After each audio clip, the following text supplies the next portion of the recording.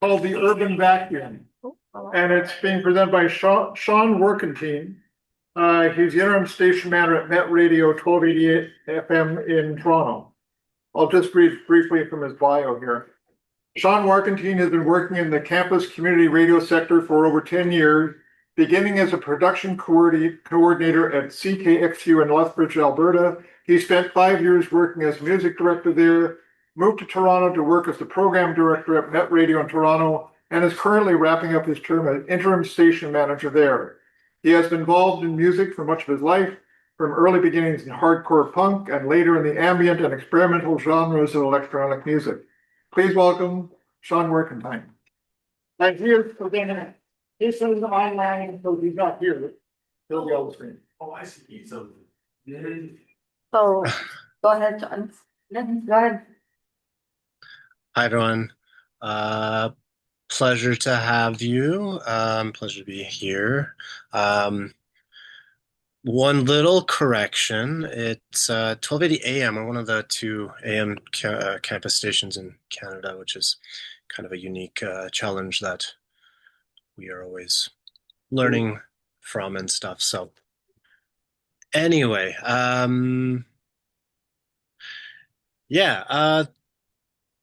for like due to my history in smaller centers. John, just before you get started, just 1 second. If you can speak a little bit louder, just for the people in the back, it's a pretty big. Use your microphone and put it on. I was trying to make it come out.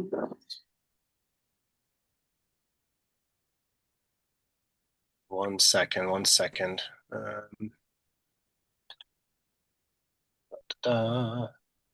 Input level increase. I don't know if I have a good way to increase it, so I might just have to get close to the computer. Is that better? Yeah? Okay. Yeah. All right, I'll do my best here. Anyway, I come from a small town in the prairies. I first worked as the music director in Lethbridge, Alberta, at CKXU there, and these small centers present a lot of unique challenges to artists. Even living in Winnipeg, growing up near there, it was still a challenge due to the isolation and stuff too. So being in Toronto, it feels very like there's the world at my fingertips, and given a passion for arts and stuff,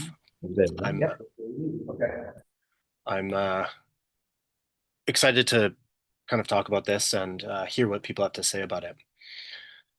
To start off with, just really quickly, as we all understand, I'd like to acknowledge where I am sitting as the station manager in Met Radio in Toronto. Just acknowledging the traditional territory of the various Indigenous peoples here, the nations of the Mississaugas of the Credit, Anishinaabe, Chippewa, Haudenosaunee, and Wendat peoples. This region here is covered by the Treaty 13 with Mississaugas of the Credit, and of course we all know highlighting the enduring relationship between Indigenous people and the traditional territories. And regardless of where we are in Canada, of course, it's important to understand and acknowledge that our homes were first homes to many diverse First Nations and Métis people. All right. So again, part of the goal here is to come away with an understanding of how to better serve artists in rural communities. And I think also from my experience here in Toronto, there's always ways we can better serve artists everywhere, in fact. And with that, coming from music background, it's also a bit out of selfish curiosity as well. Throughout this conversation, I'd also love if people can think. We're often talking and thinking of artists in the musical genre, but I think there's a lot more to be discovered in other mediums too. So as we're going, if you can also consider what other artist types could also benefit from these kind of conversations, these kind of challenges, and from how we as radio stations can also serve them.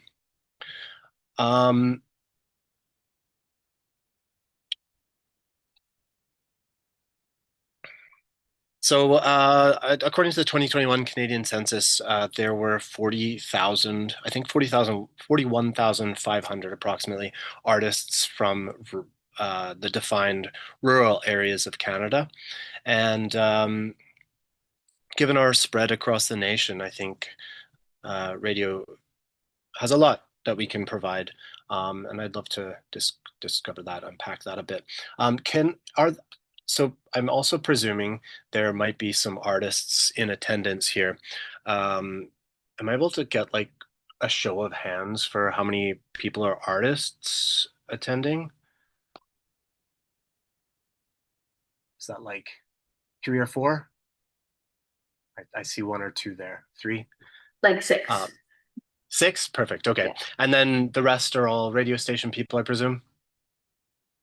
Yes. Cool. Okay, so I think we'll be able to do this as collaboratively as possible, but we'll see how we go here. All right.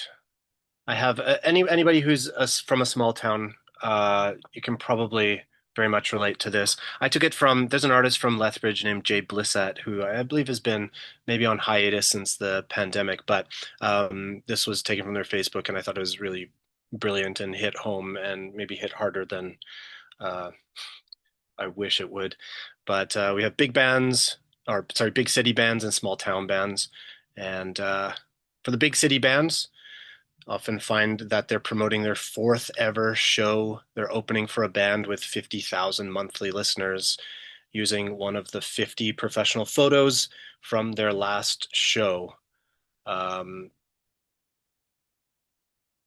in the small town bands circle, we have performing the 45th stop on their 3rd cross Canada tour this year using funds that they saved from paying $250 rent. I mean, that's probably gone up at these days, but and they finally reached the 75th audience member, finally.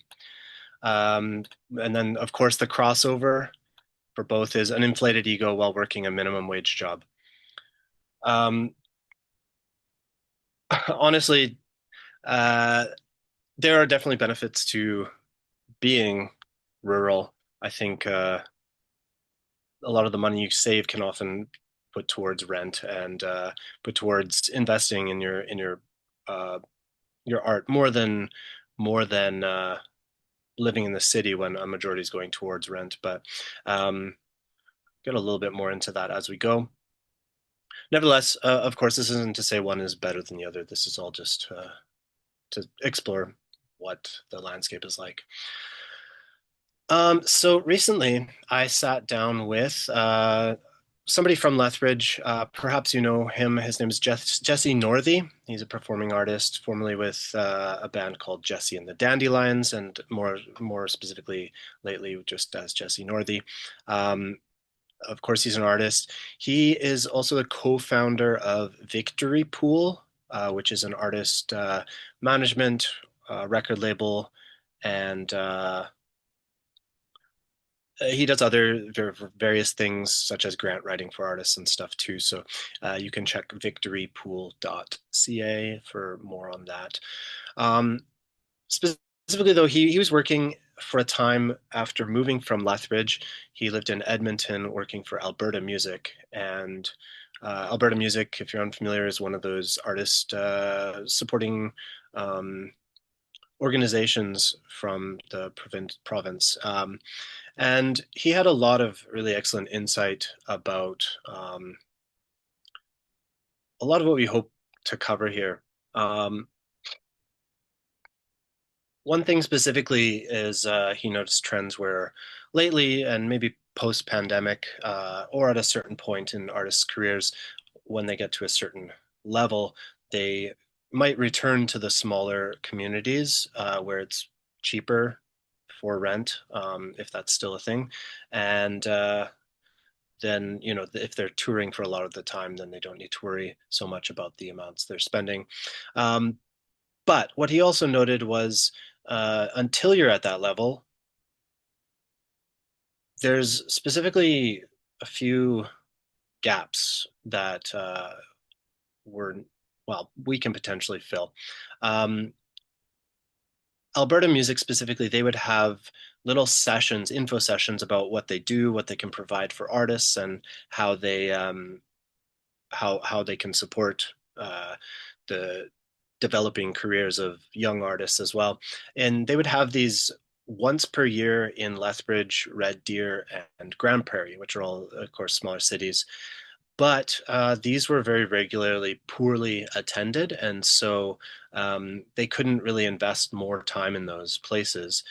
And as a result, a majority of their concentrations went to Calgary and Edmonton, where there's already a plethora of support and artists and communities that work together in very meaningful ways professionally.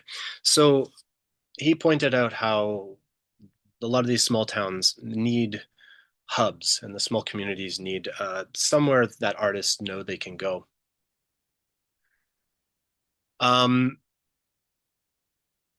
So with that, I'd kind of like to pose a question to all of you, which I mean, I'll be able to go into some of these, but I'd love to hear whether you're an artist yourself or whether you're a radio station that interacts with local artists.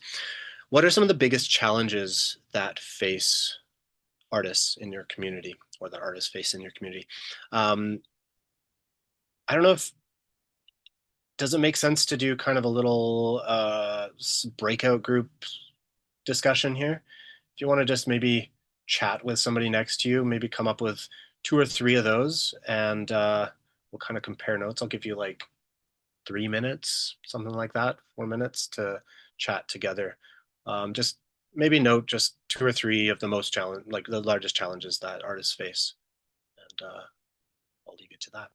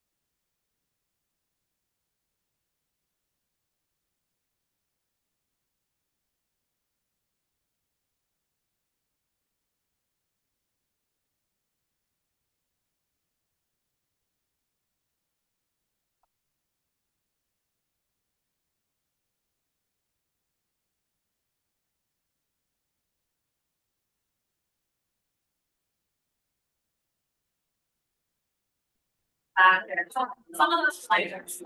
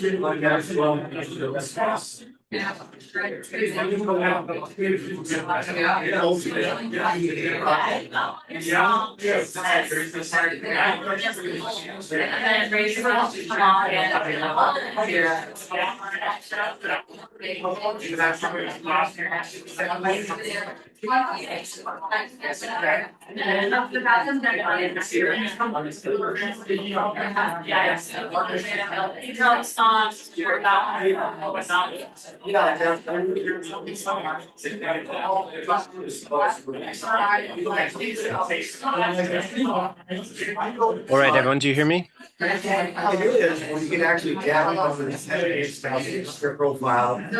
Back in later, starting in there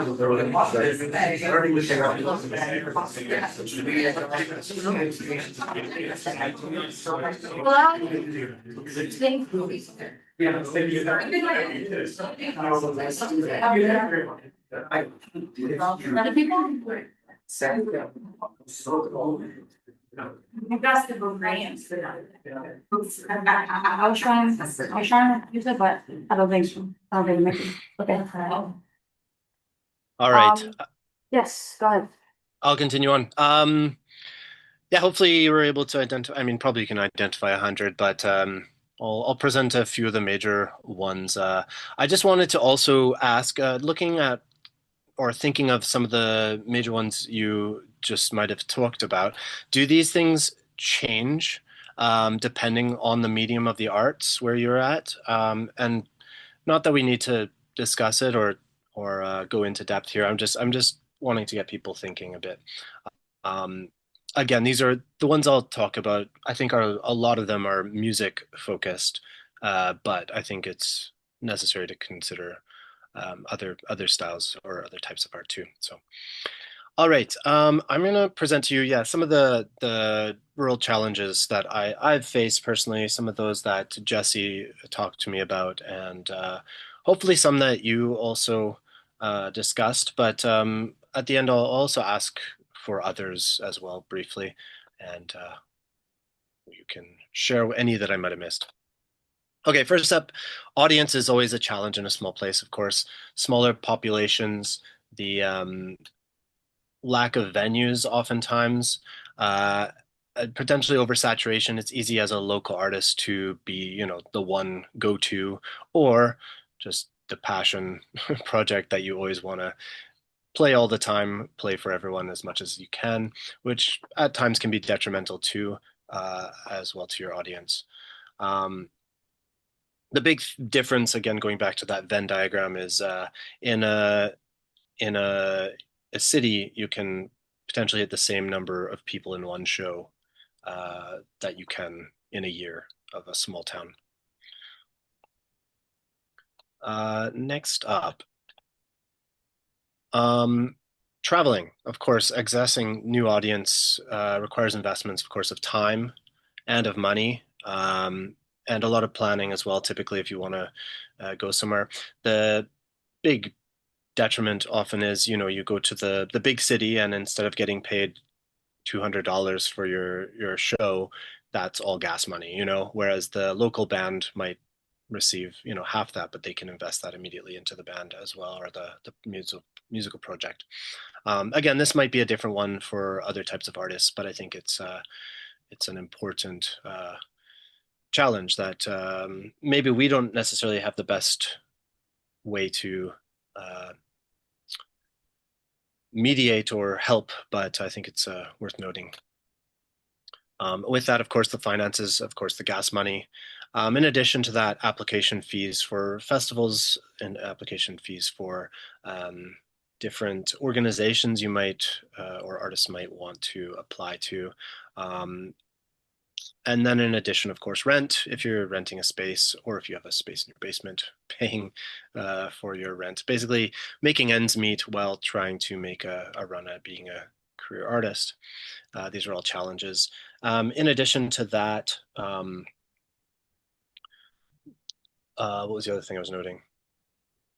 It slipped my mind. Nevertheless, there's a lot of challenges, of course, that go with finances, of course. Again, opportunities, as mentioned, when there are certain opportunities, they tend to be in the bigger regions, or they're more accessible in the bigger regions. And so a lot of opportunities are what you make for yourself. And so you come up with certain DIY scenes and bands supporting bands, things like that, which is always a great way to develop the career. But you're limited generally in that way if you're sticking around your small town.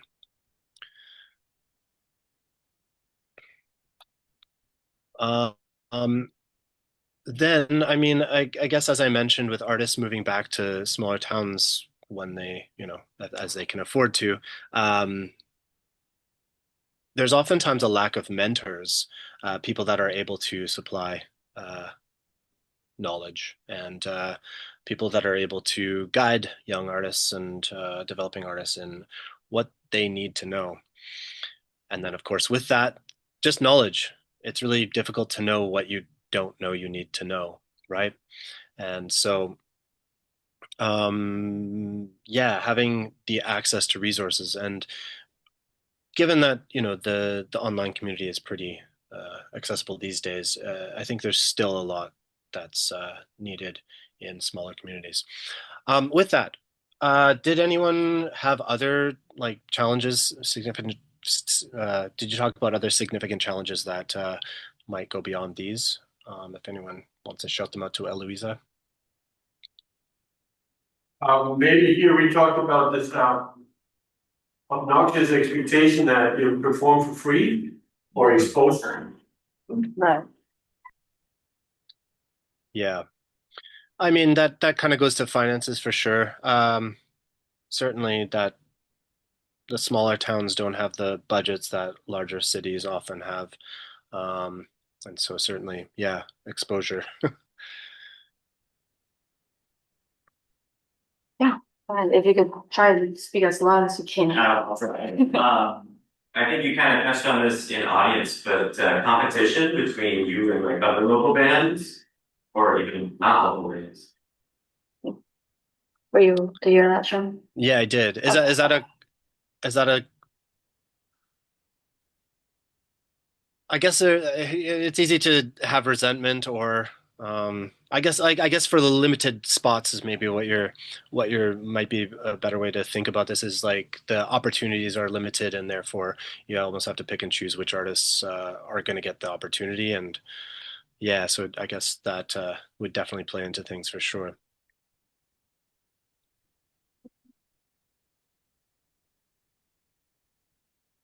Oh, yeah, go ahead.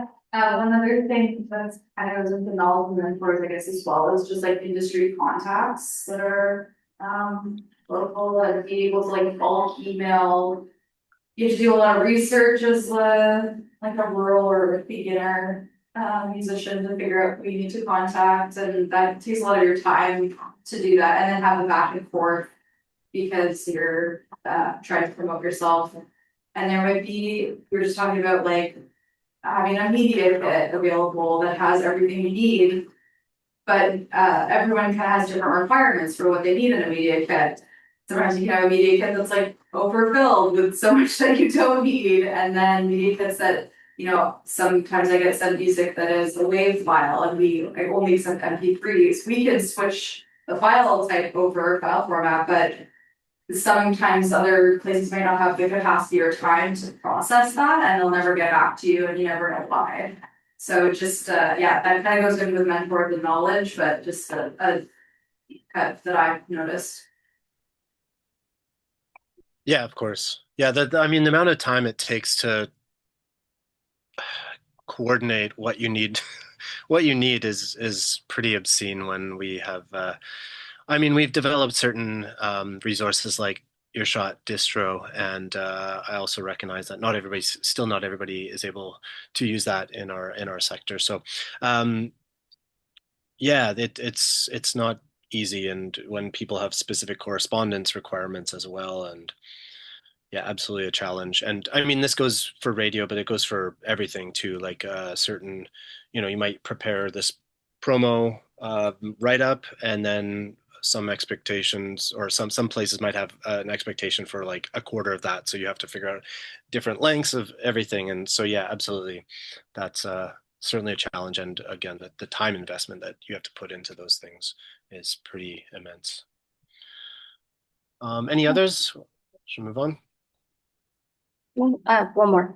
Okay. Yeah, I'll just add kind of, it's also sort of within maybe knowledge or opportunities, but just when you have to wear all the hats, like if the most cost effective thing is to do everything yourself, but you might not be really good at some of the things. And so like it would obviously be more strategic to have a community where people who love to promote are doing that and people who love to do sound are doing that, and you can divide and conquer.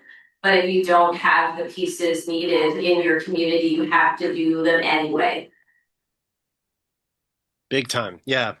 Being a solo artist myself, like that was always why would I don't need to apply for a grant that can allow me to, you know, visit a recording studio when I do the recording myself anyway. And I can invest that money in other things, you know. And so absolutely I feel that and I feel also like that contributed to a bit of like my own slight burnout of trying to do it all, you know. So definitely having a community around you to point to people who want to develop those skills potentially, or want to or know how to better do some of those skills is again the mentors exactly and the knowledge for sure.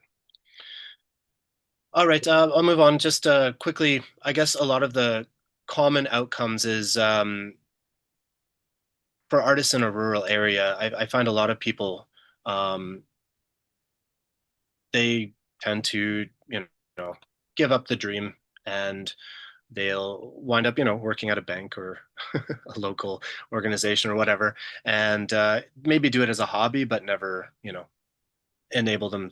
They're never enabled to do more with their talents, and those that are really driven and do have that will to succeed often find that it's easier to do so by moving. And that's where the urban vacuum title kind of comes from, moving to the city. And I think a lot of times it results in a lot of like a decline in cultural diversity in a lot of smaller communities as well. I never felt that I could succeed as an artist or even with interest in the arts in my hometown, which is a small center, and would have to move to the city, you know. And even when I was living in Lethbridge, I felt rather limited given the amount of interest for, especially being a niche artist. But again, the opportunities were elsewhere, and so it meant that there wasn't a lot there for me. Again, with acknowledging the internet has made things a lot different for a lot of people, but yeah, it definitely results in that. So, all right, radio station folks, I have a question for you, and if you want to, I guess, gather together again. If you're an artist, maybe if you're familiar with the radio stations in your community or any radio stations, if you have experience with them. Otherwise, if you want to discuss these questions here, what are some ways that the radio stations have been active to address these or other challenges for artists? These can be a variety of ways. I know, like a lot of stations do live sessions or just simply playing artists. But I'm maybe thinking of other ways, and maybe I'll give a quick example. Our radio station has had a few community partnerships, and we did some panels in Toronto with a local arts focused organization that basically rounds up arts opportunities, jobs, grants, application deadlines, all these things, and they present them in a monthly newsletter. And we partnered with them to present a workshop in which it was focused on grant writing for artists. And so we got to co-present that with this group, and that was a great way to kind of provide some support for local artists, but also introduce ourselves to artists as well, and let them know that we're here, we're interested in sharing their stories, sharing their works as well. And then a secondary example is what was it?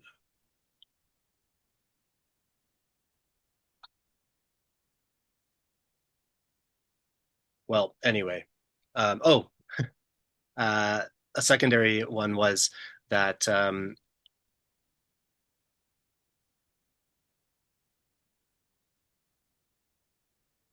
working with a local art gallery that they were doing an exhibition that was audio focused, and we got to co-present the audio works both on the radio and promote the exhibit in kind of a companion podcast series to the exhibition at the gallery. And this was a kind of a unique opportunity, of course, but quite a cool one to be able to connect to, again, the arts community in a slightly different way and promote in a slightly different way as well ourselves to artists. So yeah, there's also the question here, what are some simple ways that small centers could potentially provide better support as well? So I'll let you break into those groups again, and if you want to discuss these for another 5 minutes. Again, maybe things that your radio stations have done or that you've seen other radio stations do. And yeah, this is the brainstormy part, idea share part. So I'll leave you to it for 5 or 10 minutes.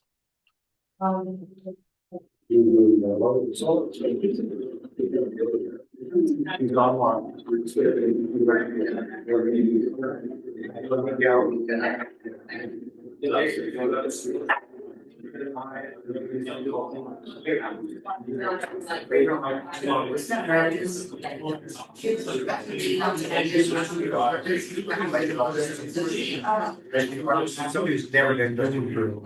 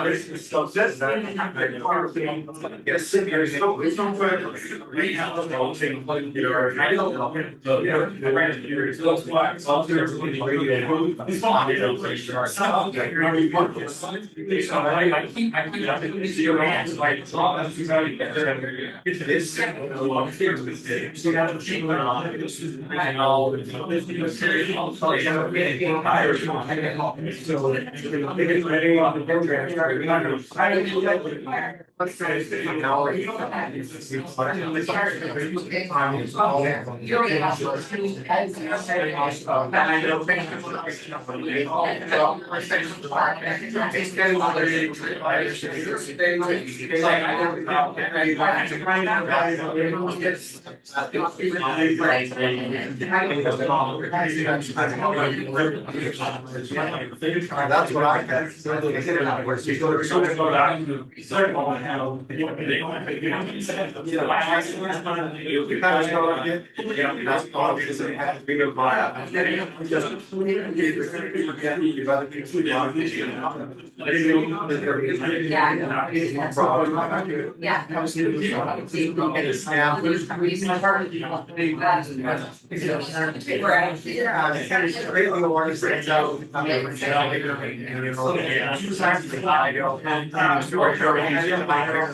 There's one thing, oh my God. How can we go beyond? That's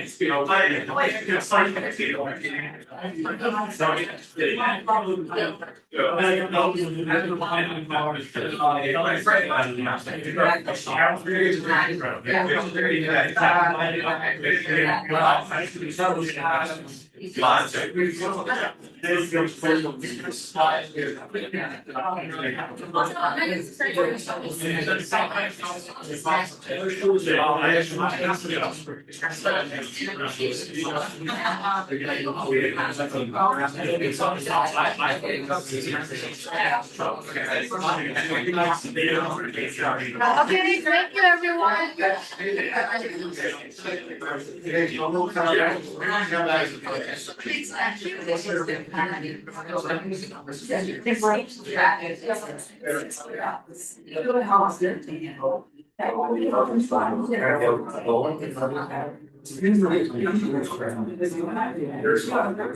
Okay, I think they're good. All right, at attention. Cool. I'd love to hear if anyone had some unique examples. I'd love to hear a couple of those, if you don't mind. It's fine. So I feel like a lot of the issues that we're going over have to do with lack of space and resources within the community, which isn't something that tiny radio stations can always solve. But two things that I would love to do for smaller bands, and if please still these ideas, they're fantastic. They're not my ideas, I've stolen them from somebody else. Is a promo exchange number one. So if for bands who are touring anywhere in Nova Scotia, any kind of thing, if they can send us a PSA and we will play it for free in exchange for our logo on their poster. So that way we're getting rid of the pay barrier for exchange for promo. We'll do it for anybody, for any amount of time. I've played PSAs for months at a time and they work quite well. And then another thing that I really like doing, as much as it's a lot of work, is that when we have shows, I do all of the work and the bands to show up and play. So I will book the venue, book the sound tech, do the stage plots, do all of that sort of work. And so then the only thing that the bands have to do is show up and play. So it takes up a lot of the load of that from them. Just sort of trying to make it easier for them to do their thing is sort of my goal. Since I do not have enough space for them, I do not have a recording studio. I try and take off some of the weight.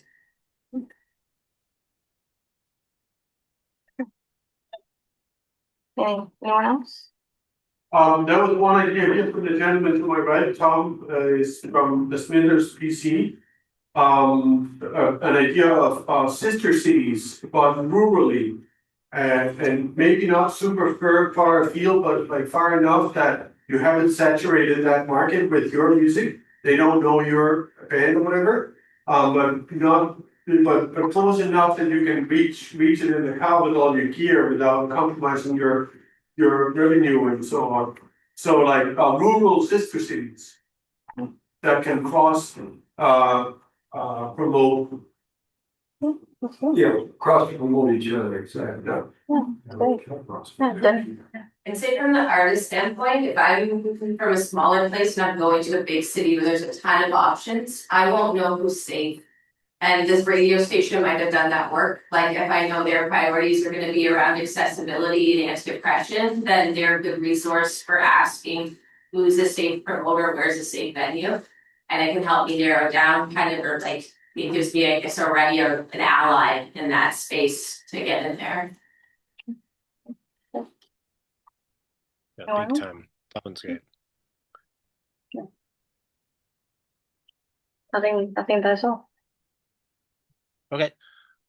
Yeah, thanks for those.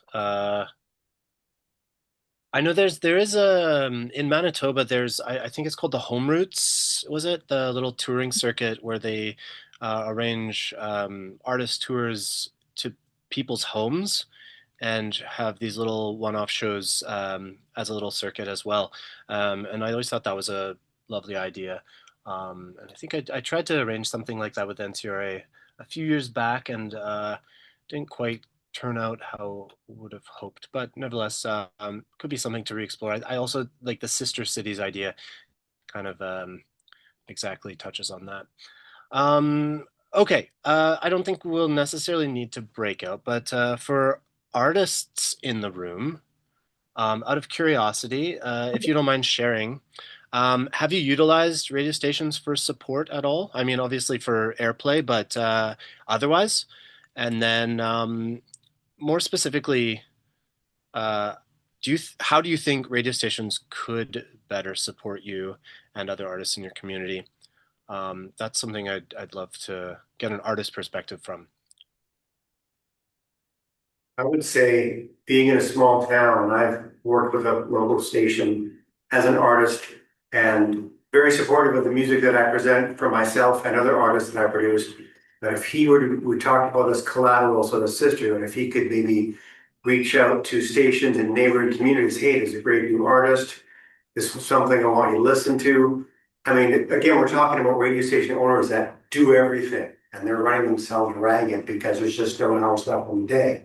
I think in a perfect world, if you have more personnel, say, oh, new talent month, we got 6 new great artists here, Port Alberni, here in Nanaimo, here Courtney.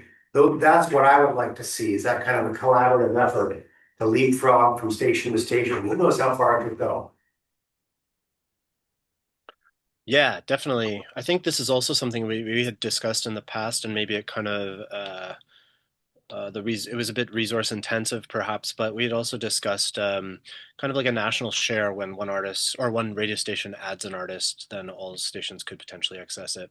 And I don't know where things are at with that these days, but that would go a long way. I know in the past, I think it's a bit of a dead platform nowadays, but in the past there was also a music directors Facebook group. Um, and that was a great way to, like, promote the local artists that were doing good things too. um, just as easy as somebody starting that up. So um, radio stations, go to it for sure. I mean, I can also get it kickstarted, but yeah, cool. Any others there? Hi, my name is Elise Pelagie. I'm an artist. I've asked the local radio station, CHLY here, to write me letters of support when applying to grants. They've come through with that, so that's been nice. As for how I think radio stations could better support us, just like maybe coaching them a bit about like getting on like the top 30 list, just like a little piece of advice, like a sentence or two. I think that could have a big effect. Thanks. Yeah, and one more, Jenny, go ahead. I've gone to radio stations to get help finding a local that makes sense with me. But like, because if I do the Googling or whatever, go on social media, it often reinforces the same band in each town. Like the more gigs they have, the easier they are to find. Whereas I'd rather be partnered with somebody who makes sense with me or like could use the show, will draw new people or young people, like so like the radio station might have a more creative solution or a more suitable one that would make for like a better, more fun show for me and not just the same opener all the time.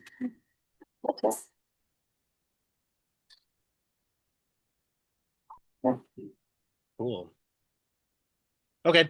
I guess I'm about to propose something simple, I think, and that I think could be rather effective. But I also would love to hear, how do you get this knowledge to artists?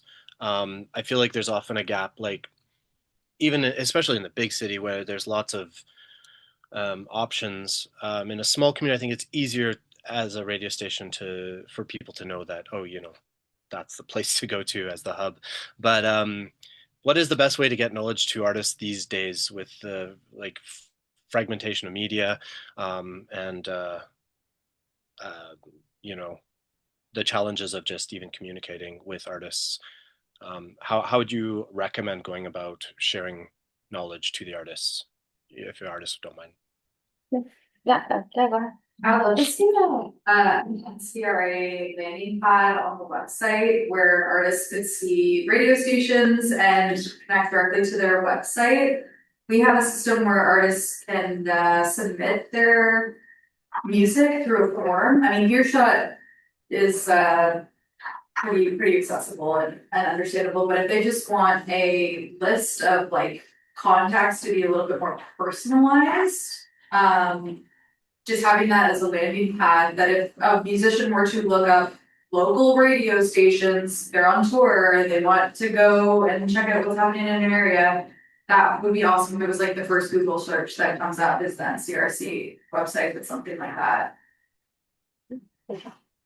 Yeah, there is there is the contact page on Earshot online, and I guess there is a bit on distro as well. So yeah, they're there, but I think you're right. They're a bit buried perhaps, but okay, cool. Thank you for that. All right, I'm going to propose something that I think all stations could do relatively easy. And this is just everybody jumping on board to post on their website and potentially on the artist website too, just an artist info package that has the details that radio stations would want, but in addition to that, other things that artists would need. And I think hopefully we can, strike through some of the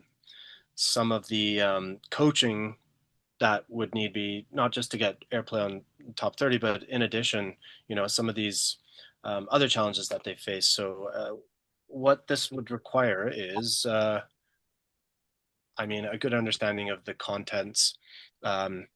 So there's obviously some universal details that we could share for artists in general. And then there's very likely, a lot of regional and provincial details as well. And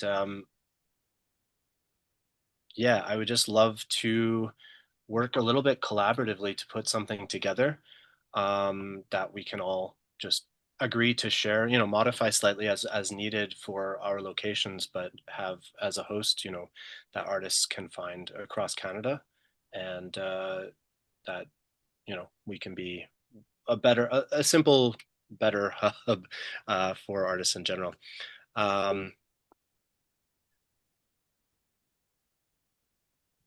There we go. Yeah, hosts on NCRA and all of our radio stations' websites.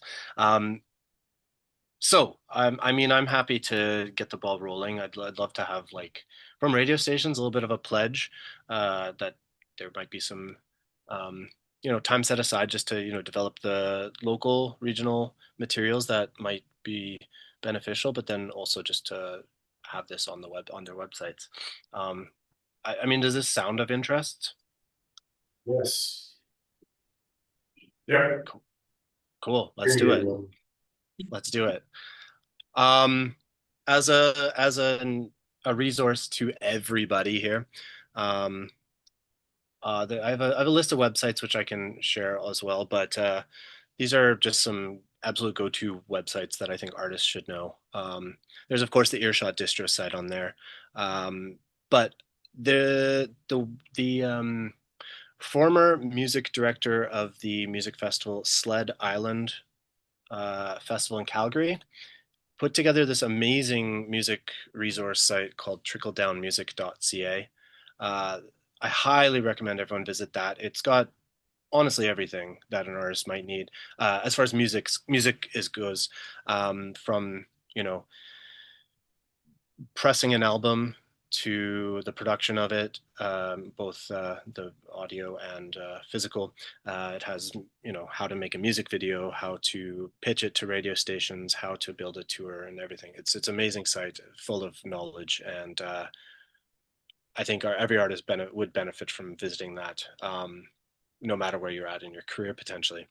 I always recommended artists check out the blog at sonicbids.com, which is still online, although it's not as active these days. But it was, it'd be top 10 things artists need to do to whatever, which always sounds dumb a bit if you're reading the headlines, but actually they're really great. They're written by experts in the fields, and so I always made a point of checking out what their latest ones were when it was publishing really regularly. But it's still a great resource looking back now. Um, then Victory Pool I put there because that's Jesse Northey's site as well. I'd like to just direct. I'm sure he'd be happy to chat about any of this with anyone as well if you reach out to him. And then from him, I also got these other newsletters, which are very informative. One is the Music Managers Forum of Canada, and their newsletter has all these upcoming opportunities, deadlines for grants and things like that, as well as the CIMAmusic.ca newsletter. That is the Canadian Independent Music Association, I believe. And that's another great resource for similarly to the MMF Canada newsletter. If you have any others, feel free to shout them out.